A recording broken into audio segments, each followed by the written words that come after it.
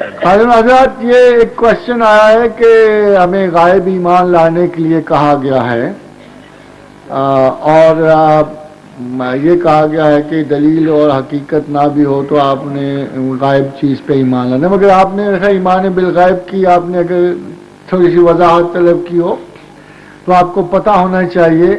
کہ ہر ایمان پہلے غائب ہوتا ہے، چاہے وہ سائنٹیفک ہو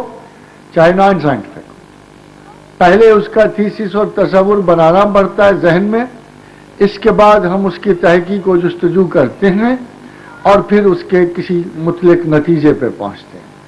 جیسے میں نے ابھی آپ سے کہا تھا کہ ہر سائنسدان اپنے تصور میں ایک گرہ باندھ لیتا ہے، ایک ایمان رکھتا ہے کہ جی روشنی کی رفتار یہ ہوگی، یہ کہ جی فلاں شعاع کی طرح ہوگی، فلاں کو فلاں کی طرح ہونا چاہیے، اور اس کے جب جستجو کرتا ہے تو برسوں کی جستجو کے بعد اس ایمان بالغیب کو مستحکم کرتا ہے۔ بالکل اسی طرح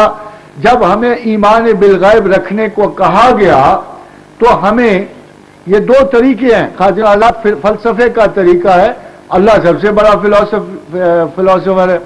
ظاہر اس نے فلسفے کو تخلیق کیا ہے، تو اپرائری اور پرائری میتھڈ ہوتے ہیں، انڈکٹیو لاجک ہوتی ہے اور ڈیڈکٹیو لاجک ہوتی ہے۔ تو دونوں طریقوں میں اختلاف یہ ہے کہ ہم پہلے سے ایک پراپوزیشن بناتے ہیں۔ فار ایگزامپل میں کہتا ہوں کہ سورج جو ہے یہ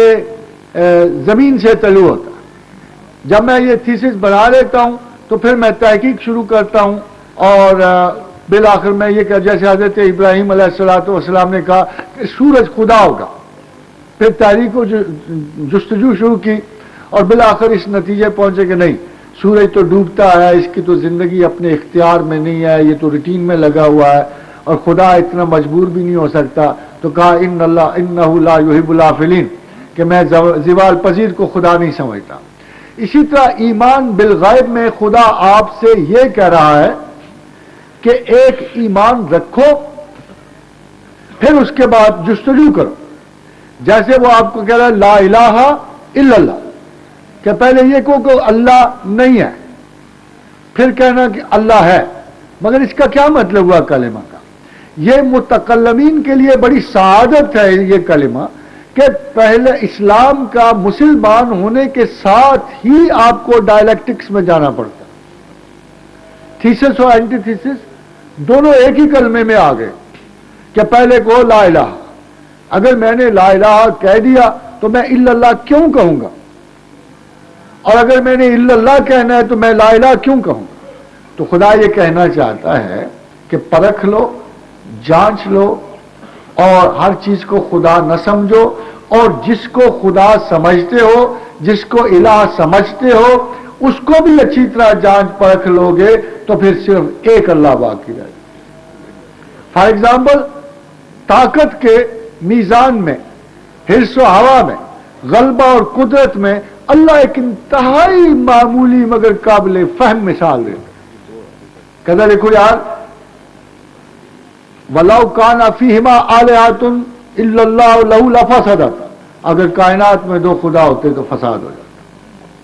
I think it's very simple۔ جب آپ ایک گھر میں دو سربراہ ہوں تو فساد ہو جاتا، اگر میاں اور بیوی دونوں سربراہی کی کوشش کر رہے ہوں تو دونوں میں فساد ہو جاتا، اگر ایک مملکت میں دو بادشاہ ہوں تو فساد ہو جاتا، ایک آرمی کے دو چیف ہو، ایک ہی اتنے بڑے فساد کی جا رہے ہو تو دوسرا کیا کر سکتے؟ تو جدھر آپ جاؤ گے تو اقبال نے شعر کہا کہ یہ تعجب کی بات نہیں ہے عجبی کہ می نہ گنجد بدو عالم فقیر، یہ عجیب بات نہیں ہے کہ دو بادشاہ ایک سلطنت میں نہیں سماتے، عجیب بات یہ ہے کہ ایک فقیر دو عالم میں نہیں سماتا۔ عجبی کہ می نہ گنجد بدو عالم فقیر۔ تو حضرات خدا کی باتیں سادہ بڑی ہیں مگر ان کی پریکٹیکلٹیز کو اگنور نہیں کیا جا سکتا۔ میں نے کہا نا خدا سائنسدان ہے، بس آپ اس کی اس بات کو توارد زمانہ میں کبھی بھی رد نہیں کر سکتے۔ وَلَوْ كَانَ فِيهِمَا آلِهَةٌ إِلَّا اللَّهُ لَهُ لَفَسَدَتَا، اگر کائنات میں دو خدا ہوتے تو فساد ہو جاتا. There are no two gods. بہرحال خدا ایک ہی ہے اور وہ عقل و بصیرت کا مالک ہے اور ہمیں اتنی عقل و بصیرت عطا فرماتا ہے. اور عقل و شعور کا مقصد بھی یہی ہے کہ اگر آپ ایک ایمان کی شک تصور کر لیں اور جستجو کریں اور جد و جہد کریں تو آپ الہان مذمومہ کو، ان خداؤں کو جو حقیقی نہیں ہے، خارج کر کے بالآخر الا اللہ تک پہنچتے ہیں، جو واحد ہے، جو اصلی ہے اور جس کی کوئی دوسری کاپی نصیب نہیں ہے.